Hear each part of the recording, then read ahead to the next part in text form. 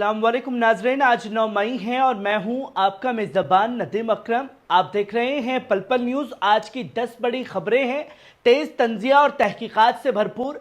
जहां एक तरफ ट्रंप का हुतियों से सीक्रेट मुआहिदा सामने आया है, वहीं अमेरिका के मफादात के नाम पर, वहीं दूसरी तरफ हेरिटेज का दावा है कि ट्रंप नेतन्याहू को भी सजा देंगे और वजह है वफा में दगा। वहीं हम इसमें बात करेंगे, इजराइल की फौज ने लेबनान में पर्चे गिराकर जंग की वार्निंग दी है, तो एलओसी पर भारत पाक के दरमियान एमएलआरएस अगर ड्रोन और मिसाइलें दागी गई हैं। वहीं ईरान ने फारस की खाड़ी में अपना नया जमीनी ड्रोन अड्डा बेपर्दा कर दिया है। तो बने रहिए हमारे साथ, क्योंकि यहां मिलती है वो खबरें जो कहीं छुपाई जाती हैं। शुरुआत करते हैं आज की पहली बड़ी खबर से, जो आप अपनी स्क्रीन पर देख रहे हैं। ट्रंप ने हुतियों से किया मुआहिदा, कहा अमेरिका के मफादात थे पेशे नजर। अमेरिकी चैनल CNN ने एक अहम रिपोर्ट में दावा किया है कि डोनाल्ड ट्रंप की हुकूमत के दौरान हुती बागियों ने एक सीक्रेट डील हुई थी। रिपोर्ट के मुताबिक यह मुआहिदा उस वक्त किया गया जब ट्रंप का फोकस मिडल ईस्ट में अमेरिका के मफादात को हर कीमत पर महफूज रखने का था। CNN का कहना है कि ट्रंप ने इस डील के जरिए कोशिश की थी कि यमन की जंग में अमेरिकी सैनिकों को सीधा फंसने से बचाया जाए और तेल की सप्लाई लाइन बरकरार रखी जाए। इस रिपोर्ट के बाद सियासी हलकों में बहस छिड़ गई कि क्या ट्रंप की पॉलिसी वाकई अमेरिका के हक में थी या फिर यह खतरनाक समझौता था जो आज दुनिया को भुगतना पड़ रहा है। CNN ने यह भी दावा किया है कि ट्रंप के दौर में हुती लीडर्स से बैंक चैनल बातचीत की गई थी और उनके लिए मंसूर किया गया था। इस खुलासे के बाद अब सवाल यह उठ रहा है, क्या बाइडेन हुकूमत की इसी रास्ते पर चलेगी या फिर अपना सख्त रुख अपनाएगी, क्योंकि बाइडेन ने भी यही किया था। वहीं आप दूसरी खबर देख सकते हैं, नेतन्याहू को सजा देंगे डोनाल्ड ट्रंप। इजरायली अखबार हेरिटेज ने दावा किया है कि अमेरिका के साबिक सदर डोनाल्ड ट्रंप ने अपने नेशनल सिक्योरिटी एडवाइजर को बरखास्त कर दिया है और जल्द ही वे इजरायली वजीर आजम नेतन्याहू को भी कोई बड़ी सजा दे सकते हैं। हेरिटेज ने लिखा है कि ट्रंप अब नेतन्याहू से शदीद नाराज है। वजह यह है कि ट्रंप के मुताबिक नेतन्याहू ने उस वक्त दगा किया है जब उसे सबसे ज्यादा वफादारी की जरूरत थी, यानी जब उन्होंने इजराइल यूएई डील को ट्रंप के नाम के बगैर ही आगे बढ़ाया। रिपोर्ट के मुताबिक ट्रंप ने अंदरूनी मीटिंग्स में साफ तौर पर कह दिया है कि नेतन्याहू ने उन्हें सियासी तौर पर तन्हा छोड़ दिया और अब वक्त आ गया है कि उसका हिसाब लिया जाए। हेरिटेज का कहना है कि ट्रंप नेतन्याहू को घमंडी और गद्दार तक कह चुके और अगर वो दोबारा इजराइल को सख्त सियासी दबाव का सामना करना पड़ रहा है। ट्रंप ने अपने नजदीकी लोगों से यह भी कहा है कि जो लोग अमेरिका के मफादात से खेलते हैं, चाहे वो किसी भी मुल्क के हों, उन्हें छोड़ा नहीं जाएगा। यह रिपोर्ट सामने आने के बाद अब सवाल यह उठ रहा है कि क्या ट्रंप का अगला सियासी निशाना नेतन्याहू होगा। वहीं आप तीसरी खबर देख सकते हैं, इजरायली फौज ने शिबा हाइट्स के करीब पर्चे गिराए, बिरकत अल नकारा से दूर रहने की वार्निंग दी है। दक्षिण लेबनान से बड़ी खबर सामने आ रही है दोस्तों, जहां इजरायली फौज ने आज सुबह शिबा हाइट्स के करीब बिरकत अल नकारा और उसके आसपास के इलाकों में वार्निंग पर्चे गिराए हैं। इन पर्चों में लोगों को साफ खबरदार किया गया है कि वो इलाके को पूरी तरह से खाली कर दे और सख्त नताइज भुगतने पड़ेंगे। इजराइल ने दावा किया है कि यह इलाका अब सैन्य जंग के लिहाज से बेहद हसास बन चुका है, यहां किसी भी वक्त झड़प या हमला हो सकता है। इन पर्चों के जरिए इजराइल ने लेबनानी अवाम को डराने, पीछे हटने की कोशिश की है, लेकिन हिजबुल्लाह या किसी दूसरी मुकामी तंजीम की तरफ से अब तक कोई जवाब नहीं आया है। मुल्क व मकाम की हिफाजत के नाम पर इजराइल की तरफ से की गई यह हरकत एक बार फिर जंग के इरादों की तस्दीक करती है। वहीं आप चौथी खबर देख सकते हैं, एलओसी पर शदीद गोलाबारी जारी है दोस्तों।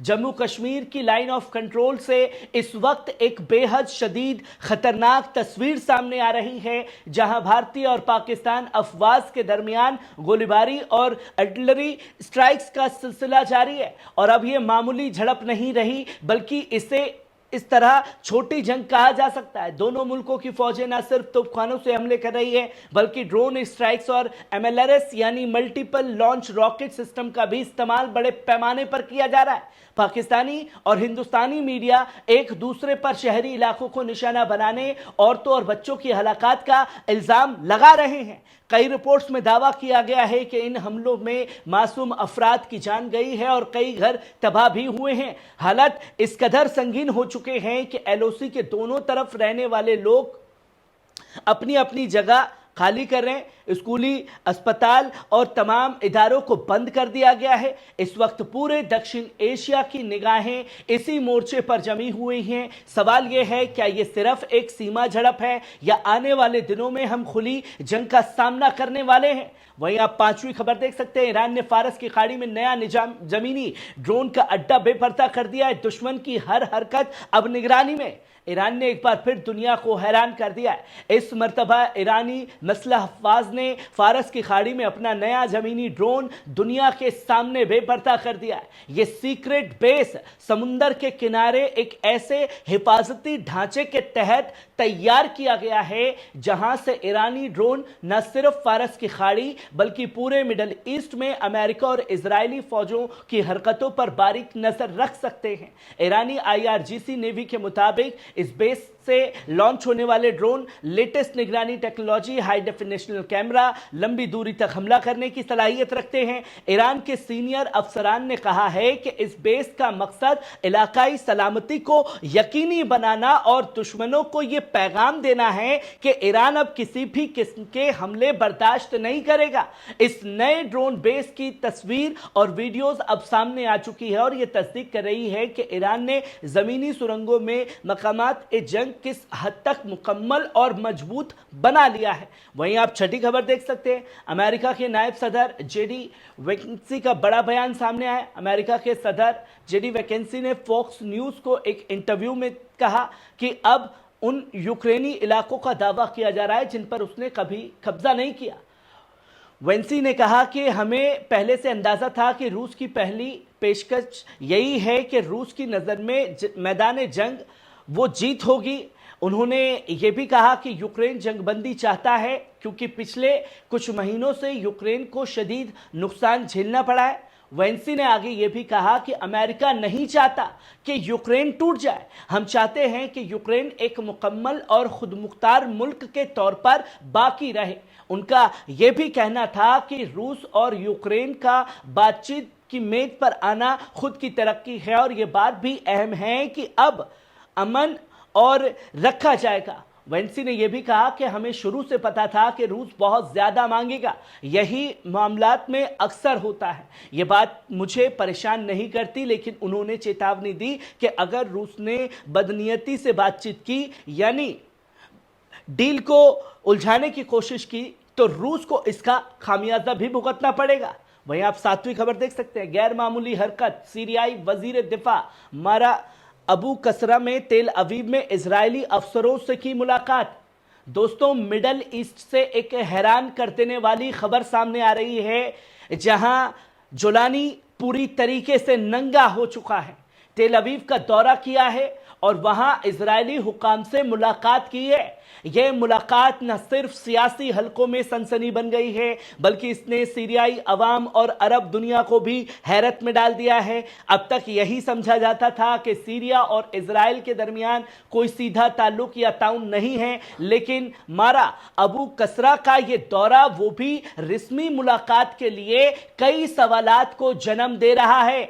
सूत्रों के मुताबिक इस मुलाकात में हिफाजती मसाइल, सीमाई तनाव और ईरान की मौजूदगी पर भी गुफ्तगू हुई है। सीरियाई हुकूमत ने अब तक इस दौरे की तस्दीक नहीं की, लेकिन इजरायली मीडिया ने इससे लेकर एक तस्वीर और बयान सामने आ चुका है। अब सवाल यह उठ रहा है, क्या यह मुलाकात सीरिया की जंगी सियासत में कोई बड़ा मोड़ साबित होगी या फिर यह सिर्फ पर्दे के पीछे जारी कोई मामला है जिसका पर्दाफाश होना अभी बाकी है। वहीं आप 8वीं खबर देख सकते हैं। पुतिन का बड़ा ऐलान। दोस्तों, क्रेमलिन में दी गई एक शानदार दावत के दौरान रूसी सदर व्लादिमीर पुतिन ने दुनिया को याद दिलाया कि मई 1945 में सोवियत यूनियन ने नाजिज्म की शिकस्त देने की किरदार अदा किया था। वो एक ऐसी हरकत जिसे ना कोई छुपा सकता और ना ही उससे इनकार किया जा सकता है। पुतिन ने साफ तौर पर कहा कि यूएस की कुर्बानियां और बहादुरी ने सिर्फ यूरोप ही नहीं बल्कि पूरे इंसानियत को नाजी तबाही से बचाया है। इस मौके पर उन्होंने कहा कि मई 1945 की फतह ने जगह दी कि एक आलमी निजाम को जिसमें अमन और सलामती की तामीर हुई और एक आलमी इदारा यूनाइटेड नेशन वजूद में आया। पुतिन ने साफ तौर पर बोला कि हम इस फतह याफ्ता नस्ल के एहसानमंद हैं जो छोड़े गए हैं और अमन, बराबरी, दोस्ती और हम आहंगी के उसूलों को आगे बढ़ाना चाहते हैं। उन्होंने दुनिया के तमाम लोगों से अपील की कि बाहमी इज्जत और जवाबदेही के साथ मौजूदा दौर की बड़ी चुनौतियों से निपटे और आने वाली नस्लों के मुस्तकबिल के लिए एक जहीती का सबूत दे। पुतिन ने अपने खिताब के आखिर में जाम उठाते हुए कहा, दोस्तों आइए एक टोस्ट पेश करें इन बहादुरों के नाम जिन्होंने जीत हासिल की, उस अजीम फतेह के नाम, अमन और खुशहाली के नाम पर और आप तमाम दोस्तों के नाम। वहीं आप 9वीं खबर देख सकते हैं, यूक्रेन से सबक, अमेरिका और यूरोप की हिमायत का शराब हकीकत नहीं। 3 साल पहले किया गया एक ट्वीट आज फिर से सच साबित होता नजर आ रहा है। इस ट्वीट में कहा गया था कि यूक्रेन का पहला सबक यह है कि अमेरिका और यूरोप अपने पिट्ठू हुकूमतों और ममालिक की जो हिमायत करते हैं वो दरअसल एक शराब है, हकीकत नहीं है।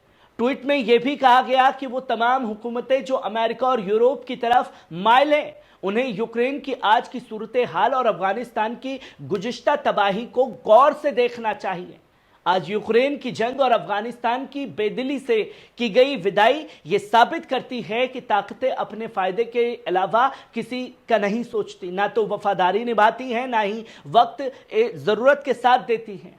सियासत और मफादात पर टिकती हैं और जब मफाद पूरा हो जाए तो साथ छोड़ने में देर नहीं करती। ये ट्वीट अब सिर्फ एक ताज़िया नहीं बल्कि एक हिकमत अमली बन चुका है जो 3 साल पहले खासतौर पर ईरान के सर्वोच्च नेता आयतुल्लाह अली खमेनी ने किया था और आज उनकी कही हर एक बात सच साबित हो रही है। वहीं आप 10वीं खबर देख सकते हैं, पाकिस्तान हर हमले से मुकरा। पाकिस्तानी फौज ने आज एक रस्मी बयान जारी करते हुए उन तमाम अफवाहों को सिरे से मुस्तरद कर दिया जो हालिया भारत पाक तनाव के दौरान सोशल मीडिया और कुछ इंटरनेशनल रिपोर्ट्स में सामने आई थी। पाक फौज ने कहा, ना तो हमारा कोई पायलट गिरफ्तार हुआ है, ना ही लाहौर या इस्लामाबाद पर कोई ऐसा हमला हुआ जैसा कुछ मीडिया चैनल्स में दावा किया जा रहा है। इसके साथ साथ पाकिस्तानी फौज ने यह भी कहा कि हमारे ZF-17 फाइटर जेट्स को गिराने की खबर बेबुनियाद और हकीकत से खाली है। इस पर पब्लिक रिएक्शन के हवाले से यह भी कहा गया कि ऐसी झूठी खबरें सिर्फ अफरा तफरी, डर और गलतफहमी फैलाने के लिए फैलाई जा रही हैं और अवाम को हिदायत दी गई है कि वो मुतबर जराए से ही जानकारी हासिल करें। इस बयान के बाद अब सवाल यह है दोस्तों कि दोनों मुल्कों की सूचना की जंग में कौन सच बोल रहा है और कौन इंडिया पाक कॉन्फ्लिक्ट को मनफी सियासी मकासद के लिए इस्तेमाल करना चाहता है, जिसकी तस्वीरें लोगों के सामने हैं। नाजरीन, ये थी आज की 10 बड़ी खबरें। कैसी लगी कमेंट बॉक्स में आकर के अपनी राय जरूर दीजिएगा। शुक्रिया।